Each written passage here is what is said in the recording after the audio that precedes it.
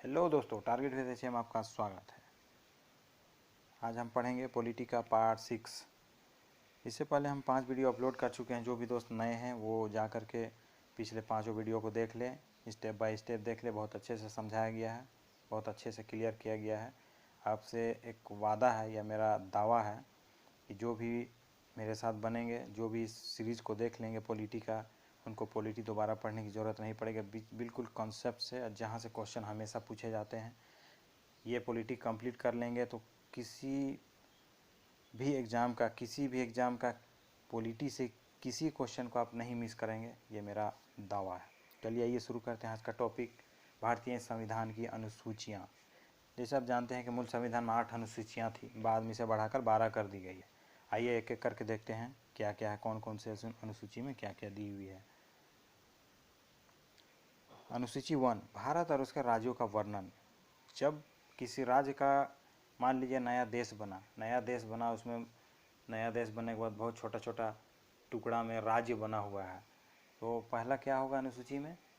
पहला क्या होगा कि पहले हमारा राज्य का क्षेत्र कितना बड़ा है, उसमें राज्य कितना, उसका वर्णन होगा कहीं भी कोई अगर संविधान बन रहा है तो। दूसरा में है वेतन एवं भत्ते। उसके बाद होगा कि नहीं, हम लोग को सिलेक्शन करना चाहिए प्राइम मिनिस्टर का, राष्ट्रपति का और बहुत सारे कर्मचारियों का हमको सिलेक्शन करना चाहिए। तो सिलेक्शन तो कर लेंगे, लेकिन उसका वेतन और भत्ता क्या होगा, तो दूसरा में भत्ता दिया हुआ है।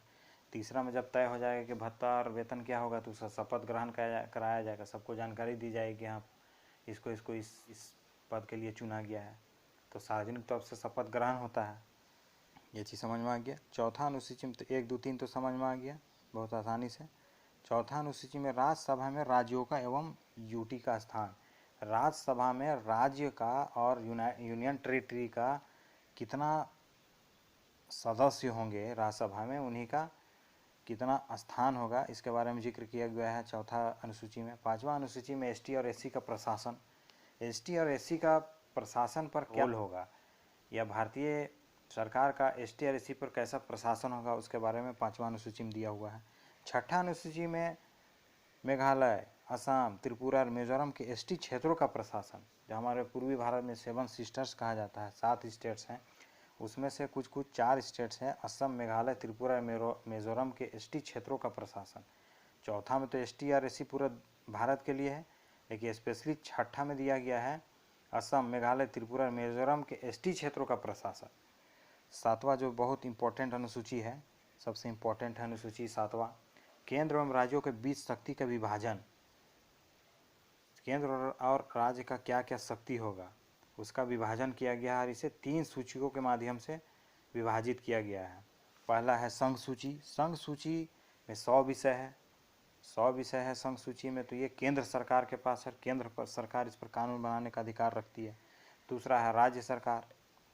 राज्य सरकार के पास 61 विषय है, जिसे हम राज्य सूची के अंतर्गत रखते हैं। उसमें 61 विषय में कानून बनाने का अधिकार राज्य सरकार को है। संवर्ती सूची, संवर्ती सूची में 52 विषय है और इसमें राज्य सरकार और केंद्र सरकार को दोनों कानून बना सकती है, और जब दोनों के बीच कानून में कोई टकराव पैदा होता है तो केंद्र का बनाया हुआ कानून सर्वमान्य होता है।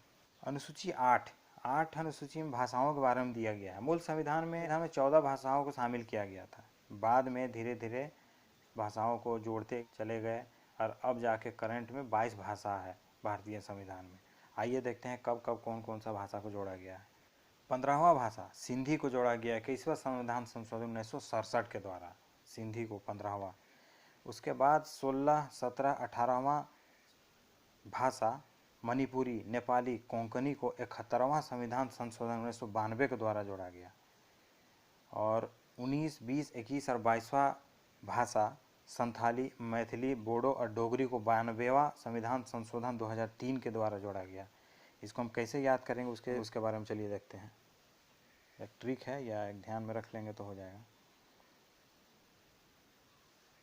जैसे 16, 17, 18, इसमें मणिपुरी, नेपाली, कोंकणी को जोड़ा गया है, वो 71वां संविधान संशोधन 1992 के द्वारा जोड़ा गया है।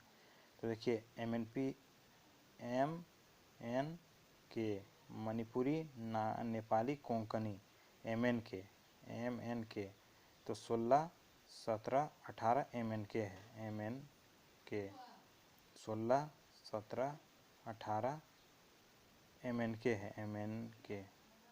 समझ में आ गया कि 16, 17 और 18 को याद रखने का क्या तरीका है, MNK। दो तीन बार बोल देंगे समझ में याद रह जाएगा। MNK 16, 17, 18 MNK दो चार बार बोलेंगे हो जाएगा। मणिपुरी, नेपाली, कोंकणी।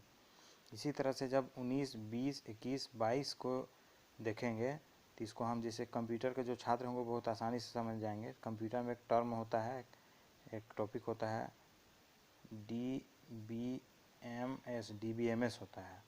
तो DBMS उसी से याद रखेंगे, DBMS Dogri, Bodo, Maithili, Santhali. DBMS 19, 20, 21, 22 DBMS को जोड़ा गया है। एक दो बार बोलेंगे समझ में आ गया। चलिए आइए देखते हैं।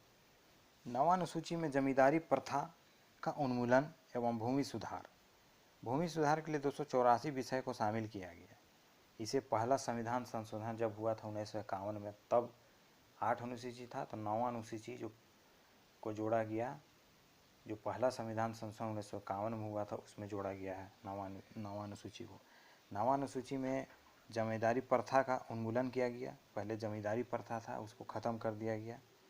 10वां अनुसूची में दल बदल कानून, जो 52वां संविधान संशोधन 1985 के द्वारा जोड़ा गया। दल बदल कानून राजीव गांधी के समय में इसे जोड़ा गया 10वां अनुसूची में, दल बदल कानून। पहले क्या था ना कि कोई भी मान लीजिए कोई कांग्रेस के टिकट से सांसद या विधायक बनता है, उसके बाद जीतने के बाद कुछ दिनों के बाद मान लीजिए वो पार्टी बदल लेता है, बीजेपी में शामिल हो जाता है। जब बीजेपी में शामिल हो जाता है तो उसका सदस्यता ख़त्म हो जाता है। पहले ऐसा नहीं था। तो दल बदल कानून जब हुआ तो एक भी पर्सन अगर चला जाता दूसरा पार्टी में तो उसका सदस्यता ख़त्म नहीं हो जाता था और वो पार्टी में उसका सदस्यता बरकरार रहता है। कांग्रेस से हट कर अगर बीजेपी में गया तो बीजेपी का हो जाता था। लेकिन दल बदल कानून के तहत क्या है, ऐसा करने से उसका सदस्यता ख़त्म हो जाता है। एक शर्त पे उसका सदस्यता बच सकता है, जब कुल सीट का 2/3 बहुमत के साथ पार्टी छोड़ के चला जाता है। मान लीजिए कांग्रेस में 99 सदस्य हैं, इसके 2/3 बहुमत। अगर 66 सदस्य अगर चले जाते हैं कांग्रेस से बीजेपी में तो कांग्रेस ख़त्म होके इनका सदस्यता बरकरार रहेगा और इन कंप्लीट पार्टी ही वहाँ पे चल जाए, पार्टी का विलय हो जाएगा। ये है दल बदल कानून। अनुसूची 11 में पंचायती राज को दिया गया और 73वां संविधान संशोधन 1992 के द्वारा भारतीय संविधान में जोड़ा गया। अनुसूची 12 में नगर पालिका को दिया गया है। 74वां संविधान संशोधन 1992 को जोड़ा गया है नगर पालिका को। आज के लिए बस इतना ही। आज का वीडियो कैसा लगा दोस्तों कमेंट करके ज़रूर बताएं। इस चैनल में नए हैं तो चैनल को सब्सक्राइब करें और दोस्तों में भी शेयर करें और अगला पार्ट पाने के लिए नोटिफिकेशन बेल आइकॉन को ज़रूर प्रेस करें। जय हिंद।